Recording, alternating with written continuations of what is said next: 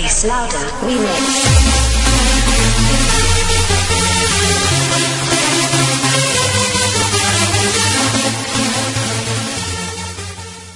Les zones de subduction sont les zones de rencontre entre deux plaques lithosphériques.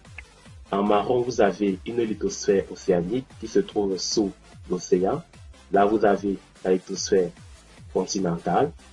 Sous la lithosphère océanique, on retrouve la partie en fusion du manteau, la sténosphère. La zone de subduction se trouve à ce niveau, au niveau de la fosse océanique. Sous l'action des courants de convection, donc vous avez là le courant de convection, au niveau de la fosse océanique, la lithosphère océanique plus dense plonge sous la lithosphère continentale moins dense.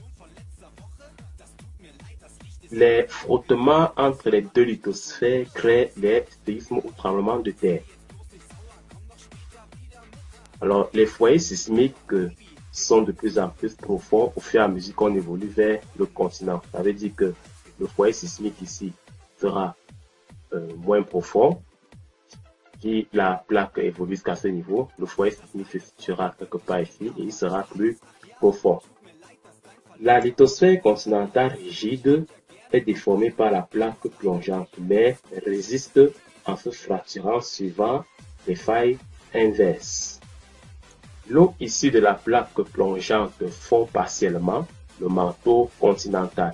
Il se forme un magma visqueux.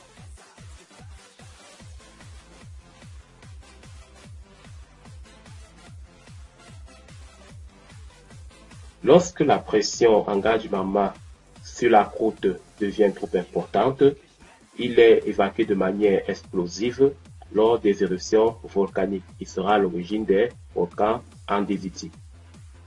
Les andésites qui constituent l'essentiel de ce relève volcanique sont des roches volcaniques issues du refroidissement rapide du magma en surface. Si ce magma était resté coincé en profondeur dans la croûte, il se serait refroidi lentement pour donner les roches plutoniques nommées rhyolites. Au niveau de la fosse océanique ici, la plaque plongeante, c'est-à-dire la lithosphère océanique, plonge selon le plan de Wadati-Benioff.